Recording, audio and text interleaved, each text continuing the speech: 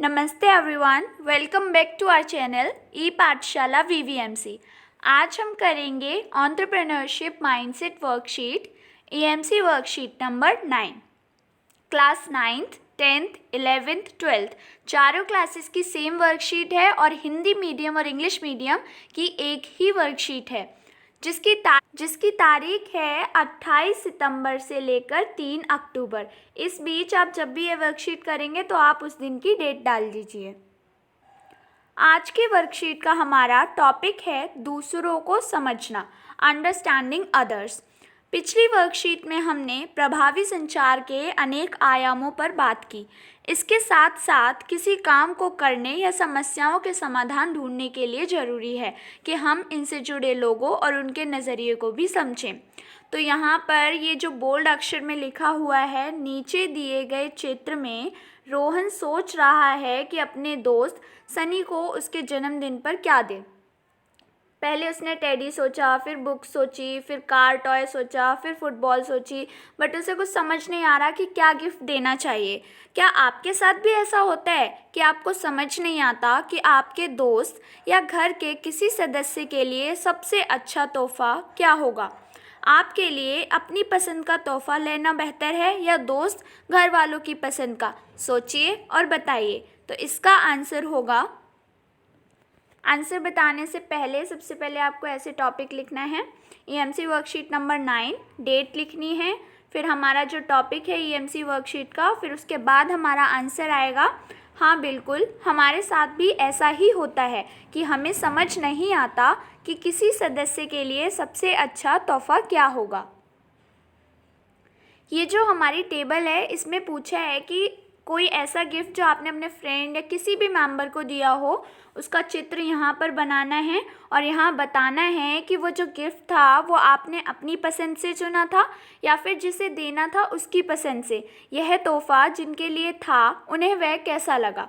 तो आप इस पिक्चर की तरह हैंड वॉच बना सकते हैं और लिख सकते हैं कि मैंने अपने दोस्त को घड़ी दी थी एज अ गिफ्ट। उसके पश्चात लिखिए, यह तोहफ़ा जो कि घड़ी है मैंने अपनी पसंद से परंतु अपने दोस्त की ज़रूरत के हिसाब से लिया था। यह तोहफ़ा मेरे दोस्त को काफ़ी पसंद आया, उसने मुझे कई बार शुक्रिया अदा किया। इसी प्रकार से आपने किसी को कभी गिफ्ट दिया हो उसका चित्र बनाइए और लिखिए कि वो गिफ्ट उन्हें कैसा लगा। इस वर्कशीट के सेकंड पेज पर लिखा हुआ है, यह चित्र देखिए कि यह चप्पलें किसकी हो सकती हैं। ये चप्पलें आप देख रहे हैं काफ़ी पुरानी लग रही हैं और फटी सी लग रही है। देखिए, तो ये चप्पलें ऐसा लग रहा है किसी गरीब इंसान की है। इन्हें देखकर हम उस इंसान के बारे में क्या कह सकते हैं, क्या जान सकते हैं? 2 मिनट का समय लेकर सोचिए। जो मेरे दिमाग में आया इन चप्पलों को देखने के बाद, तो मैंने लिखा, यह चप्पलें किसी मज़दूर आदमी की हो सकती है। हो सकता है यह किसी गरीब किसान या मिस्त्री की हों, क्योंकि चप्पलें बहुत पुरानी व फटी हुई हैं। वह एक रिक्शा चालक की भी हो सकती हैं। आपके दिमाग में जो आया इन चप्पलों को देखने के बाद आप वो लिखिए।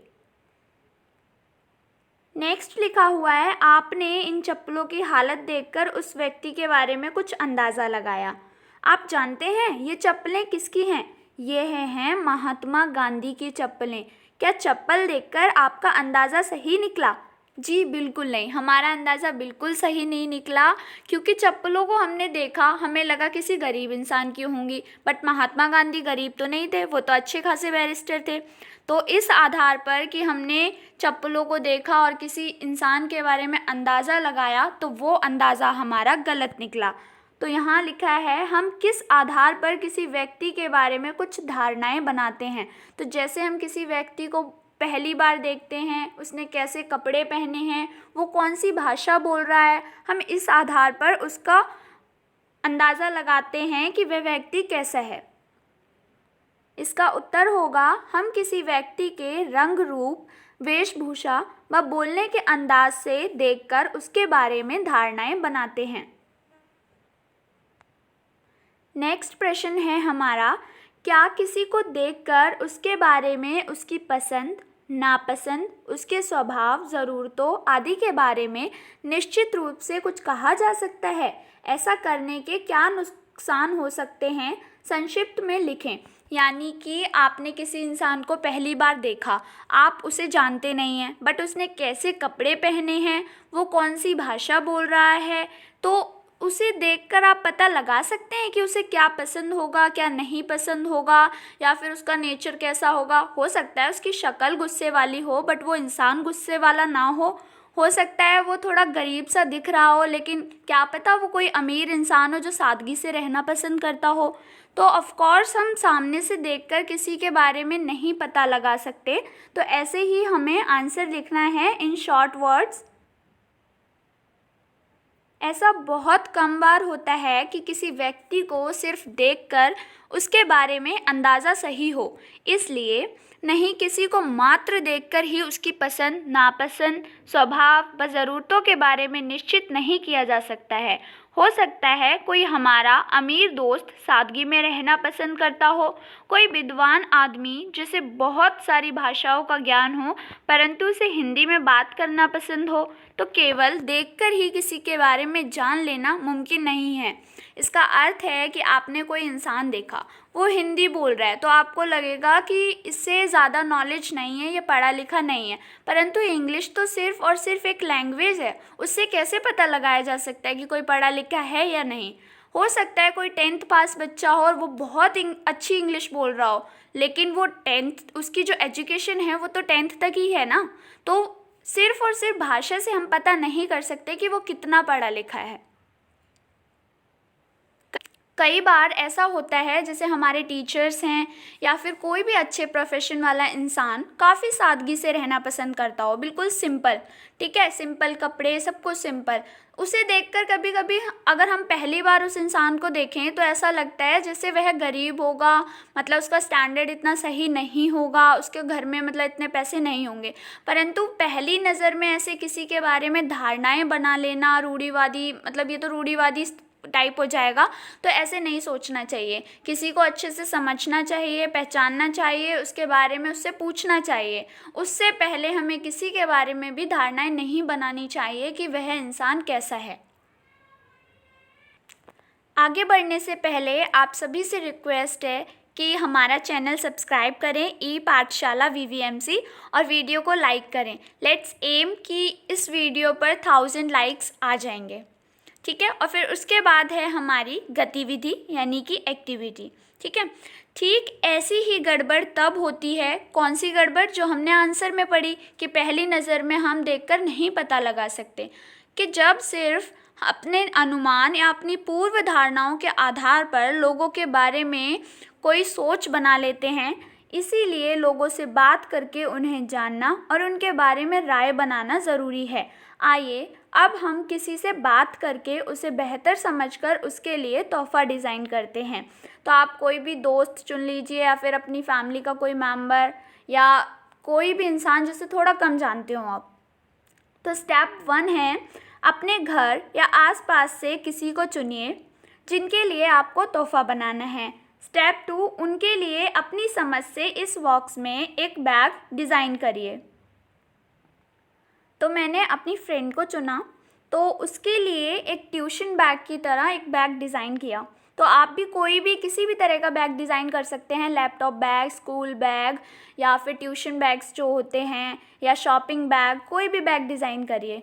तो मैं आपको एक पिक दिखाती हूँ, उसके अकॉर्डिंग आपको एज ए एग्जाम्पल मिल जाएगा आंसर के लिए। ये रहा कुछ ट्यूशन बैग की तरह दिखने वाला बैग, इसको डिज़ाइन किया मैंने फर्स्ट बॉक्स में। अब आते हैं हम स्टेप 3 पर। अब अपने साथी को यह चित्र दिखाएं और उनसे पूछिए कि क्या यह बैग उनके लिए अनुकूल है। इसके लिए आप उनसे नीचे दिए गए प्रश्न पूछ सकते हैं।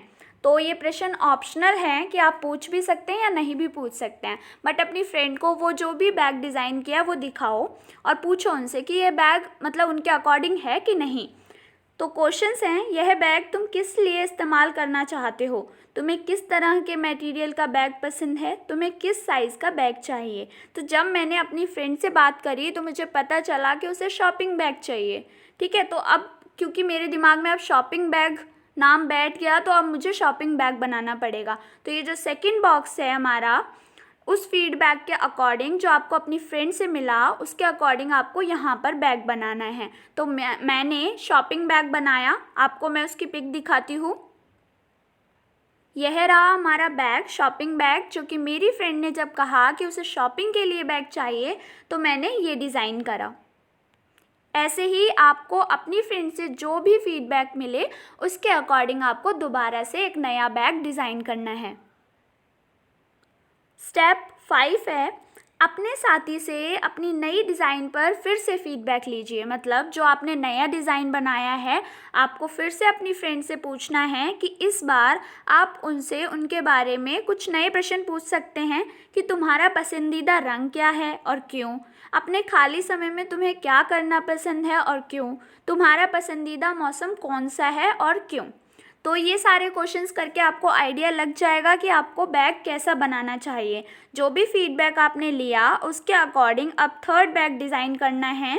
तो जब मैंने अपनी फ्रेंड से पूछा दोबारा से कि क्या ये शॉपिंग बैग ठीक है, तो उसने आंसर दिया नहीं, ये थोड़ा बड़े लोगों वाला टाइप का है, उसे अपने अकॉर्डिंग चाहिए, मॉडर्न बैग चाहिए जो छोटा हो और शॉपिंग के लायक, मतलब जिसमें वो अपनी फ़ोन या फिर जो पैसे वगैरह हैं वो रख सके। तो मैंने फिर वो पूरा फीडबैक लेने के बाद थर्ड बैग डिज़ाइन किया। वो थर्ड बैग कुछ इस तरीके का दिख रहा था। इस थर्ड बैग को देखने के बाद जब मैंने अपनी फ्रेंड को ये शो किया तो उसे काफ़ी पसंद आया। उसने कहा हाँ एग्जैक्टली मेरे को ऐसा ही कुछ बैग टाइप चाहिए। ठीक है, तो मेरे दिमाग में अब फिक्स हो गया कि उसे ऐसा मतलब गिफ्ट देना सही रहेगा। अब यहाँ पर अगेन एक टेबल है। आपके द्वारा बनाए गए पहले और तीसरे डिज़ाइन में क्या फ़र्क है, आपके साथी को तीसरा डिज़ाइन कैसा लगा।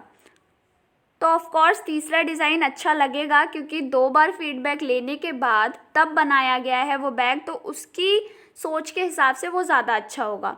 सेकंड में हमें लिखना है दूसरों को समझते हुए उनके लिए तोहफ़ा बनाने का आपका अनुभव कैसा रहा। तो चलिए इन दोनों प्रश्नों का उत्तर देखते हैं। तो पहला आंसर है पहले और तीसरे डिज़ाइन में ज़मीन आसमान का अंतर है। पहला डिज़ाइन मेरी पसंद का था परंतु तीसरा डिज़ाइन पूर्णतः साथी की पसंद का है। इसका सेकंड आंसर होगा यह अनुभव बहुत ही शानदार था। हमें पता चलता है कि हर मनुष्य की ज़रूरतों, पसंद नापसंद को केवल देखकर नहीं जाना जा सकता। एट लास्ट आई होप कि आपको इस वर्कशीट नंबर 9 की वीडियो पसंद आई होगी। तो वीडियो को लाइक करिए, कमेंट करके बताइए कि इस वीडियो में क्या कमी है और क्यों ये वीडियो अच्छी है। And don't forget to subscribe our channel e Pathshala VVMC and also don't forget to follow us on Instagram e Pathshala VVMC। And thank you for watching this video. और हाँ, अपने फ्रेंड्स के साथ ज़रूर शेयर करिए इस वीडियो को। धन्यवाद।